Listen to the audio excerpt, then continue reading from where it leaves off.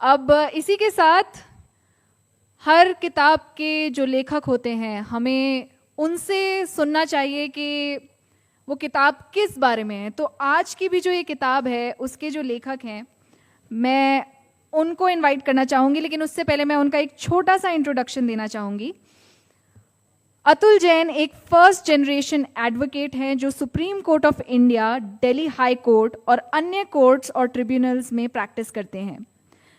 Way Atul Jain and associates के founder हैं जो अपनी प्रोफेशनलिज्म, इंटेग्रिटी और न्याय के प्रति समर्पण के लिए जाने जाते हैं। वे LLM, BA, LLB gold medallist हैं और वर्तमान में लॉ में PhD कर रहे हैं। वे नॉट और not a cultural, legal and emotional guide to Hindu marriage and divorce के लेखक हैं। 10 साल से अधिक के अनुभव के साथ उन्होंने सिविल, क्रिमिनल, कॉन्स्टिट्यूशनल, मैट्रिमोनियल और कमर्शियल मैटर्स में सफलतापूर्वक वकालत की है। उन्होंने state bank of India, Ramjas foundation of Delhi और ऐसे कई प्रसिद्ध एजुकेशनल इंस्टीट्यूशंस का भी उन्होंने प्रतिनिधित्व किया है।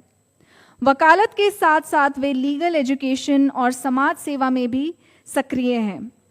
दिल्ली पुलिस ऑफिसर्स को ट्रेनिंग देने, लॉ स्टूडेंट्स को मार्गदर्शन देने और प्रो बोनो केसेस के माध्यम से उन्होंने ज़रूरतमंदों की उन्होंने काफ़ी मदद की है। तो अब मैं स्टेज पे बुलाना चाहूँगी हमारे आज के ऑथर अतुल जैन सर को। तो मैं चाहूँगी कि आप सब लोग ज़ोरदार तालियों से स्वागत करें एडवोकेट अतुल जैन का। I have strict instructions from Manoj Tiwari sir कि जल्दी ख़त्म करना है, तो मैं बहुत ही जल्दी ख़त्म करने की कोशिश करूँगा। So Jai Jinendra and a very good evening to all of you. Honourable Shri Arjun Ram Meghwal ji, Union Minister of State, Independent Charge for Law and Justice, our esteemed Chief Guest in absentia. Shri R. Venkatramani ji, Learned Attorney General for India, whose blessings are always with us. Honorable Miss Justice Shail Jain ji, Honorable Judge, Delhi High Court and our guest of honor. Honorable Miss Justice Madhu Jain ji in absentia. Shri Manoj Tiwari ji, Honorable Member of Parliament, celebrated actor, a noted singer and eminent public figure. Honorable Justice Dr. Sudhir Kumar Jain Sahab, former Judge, Delhi High Court, Chairman, Debts Recovery Appellate Tribunal, Delhi, and our distinguished guests. Ms. Basuri Swaraj, Senior Advocate, Supreme Court of India and Honorable Member of Parliament in absentia. Shri Ritesh Singh ji, Principal Secretary Law, Government of Delhi, and our special invitee. Shri Bharat Parashar ji, Secretary General, Supreme Court of India in absentia. Respected judges from district judiciary, various tribunals. Senior advocates, learned members of the bar, distinguished members of the media fraternity, education luminaries, academicians, scholars, authors, government officials, members of the civil society, friends, family, and all you esteemed guests present today. I extend my heartfelt gratitude and a warm welcome to all of you. I also extend deepest gratitude to Honorable Chief Justice of Delhi High Court, Shri Devendra Kumar Upadhyay ji, who has unveiled the book and sent his congratulatory letter for the occasion. It is not merely a book launch today. People often describe these events as star-studded only and only when it is attended by celebrities and Bollywood actors and cricketers. But sometimes I wonder, why the word star be reserved only for those fields? If I may say so with great respect, when I look at this stage and this audience, I see individuals who have dedicated their lives to justice, public service, education, governance, and nation building. The honorable judges who uphold the rule of law, the lawmakers who shape the image of our nation, the officers who ensure the implementation of laws, distinguished members of the media who strengthen democratic accountability, the academicians who shape young minds, the lawyers who tirelessly work to secure justice. If these are not stars, then who is? Therefore, I can confidently say that this is a truly star-studded evening, and I feel privileged to stand before so many remarkable personalities. In fact, one of the most beautiful aspects of today's gathering is that the representative of all the pillars of a democratic system, the judiciary, the legislature, the executive, and the media, are present amongst us. Their collective presence makes the occasion even more special and memorable for me. It is a real privilege for a first-time author like me to find the judiciary, legislature, executive, media, legal fraternity, and academia gathered under one roof to celebrate this. I consider this not merely a book launch, but a celebration of knowledge, law, and public service. Your presence today is not merely an honor for me, but a blessing for this book. I would like to narrate a small scene, although Manoj Tiwari sir is constantly looking at me, when should I stop? But since I'll seek your permission, sir, और आप क्योंकि एक actor भी हैं, तो शायद आप इस सीन से रिलेट कर पाएं. And this scene finds a small place in the book also. If I may request the backstage to please put on the images where the Bharat scene is going on. So we imagine a Bharat here. The mandap is all decorated with flowers. The sound of the Shehnai is filled with air, and relatives from across the country have gathered. It was a perfect setting for what people call a big fat Indian wedding. The bride, dressed up in red, looking radiant, while the groom, nervous yet excited, stole glances as the sacred fire was lit.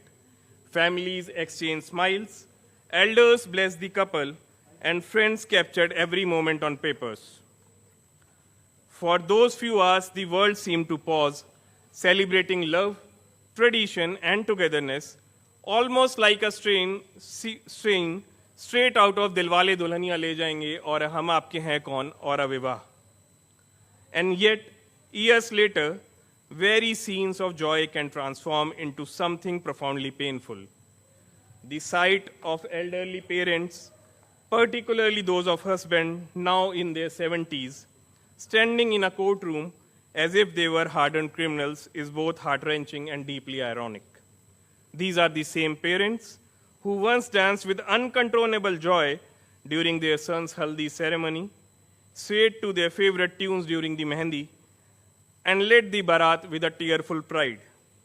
The elderly father, his back aching but heart swelling with happiness, wearing his pagdi like a crown, each crease on his face glowing with the joy of a lifetime. Beside him, the mother, no longer the dancer she was, still swayed gently in a heavy lehenga, its weight no match for the lightness in her heart. Their eyes often meet, overwhelmed, as if every glance whispered, "Our son is getting married today." They had welcomed their daughter-in-law into the family not as a guest, but as a daughter with dreams, blessings, and a belief that their home was now complete. The tragic irony of seeing such parents later standing before a court of law, defending themselves in a matrimonial dispute, encapsulates the emotional gravity that this book seeks to explore. And at the same time, my years in the profession have exposed me to the immense hardship faced by the women also after marriage. We have all come deeply across disturbing instances where women have endured physical violence, emotional abuse, economic deprivation, coercive control, and even threats to their dignity and safety within their own homes. Recent incidents reported across the country remind us that despite social progress, many women continue to face grave challenges behind closed doors. I have seen families come once together in celebrating parties to coming to parties in legal proceedings. I have seen the emotional, social, and human dimensions of matrimonial disputes that often hidden the legal files and court orders. This book, therefore, is not just about the law, it is about life. It is about understanding the sacredness of marriage and the solemnity of divorce. It is about recognizing that while law provides structure, emotions breathe meaning into it. Divorce is not a formality, it is a journey. One of the reasons why I felt compelled to write this book is that I often used to see my parents watching the television serials where one lawyer will come and hand over the papers to the husband, the wife will start crying, she will sign, and the divorce gets over. Why? Because of this scene, Every couple in India now feels that divorce is as easy like this scene of 2 minutes, but it is actually not. The lawyers and the honorable judges present here will very well understand that this scene absolutely has no meaning anywhere in the Hindu Marriage Act and the common law procedure. So why I have written this book is to discourage this practice of divorce, to show the common diaspora that yes, the divorce cannot be taken like this by just signing off 2 papers. The divorce takes years and years and years, and the trauma associated with it is much more than the trauma associated with any kind of pain in the world. Law is about people. Law exists because human beings seek justice, dignity, understanding, and peace. So the attempt through this book is to cover the gap between the real and real divorce, as is often seen in the pictures. And before I conclude, I come to the final part of my speech, and I wish to express my deepest gratitude to my beloved parents, Shri Hans Kumar Jain ji and Srimati Shashi Jain ji, whose unwavering love, integrity, and prayers have guided me through every challenge. This book is as much mine as is yours. To my brother Arun Jain, who reflects our parents' virtues in every action.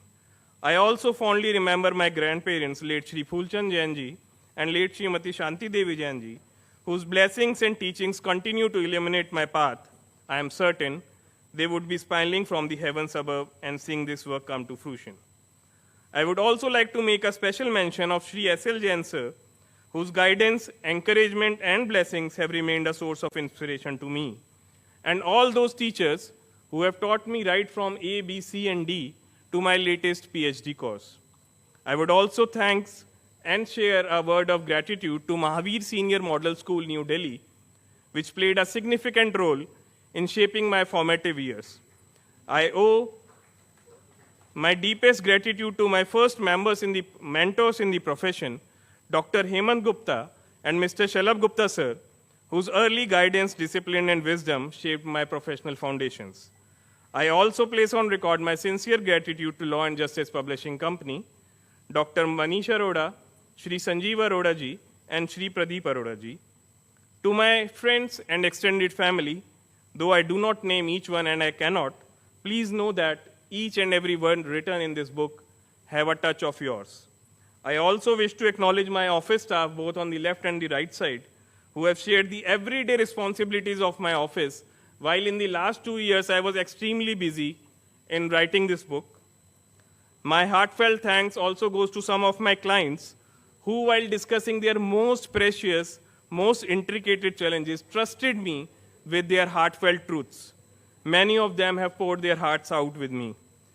Finally, as I stand here today holding the book, I am reminded that behind every statute lies a human story, behind every judgment lies a human struggle, and behind every legal remedy lies a search for dignity and peace.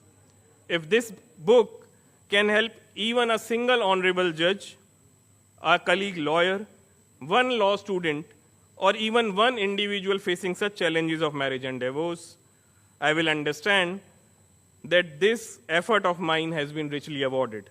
Finally, my deepest gratitude to Almighty Bhagwan Mahavir for his countless blessings. Thank you for all your presence, your blessings, and encouragement. This book belongs to each one of you as well. Thank you so much.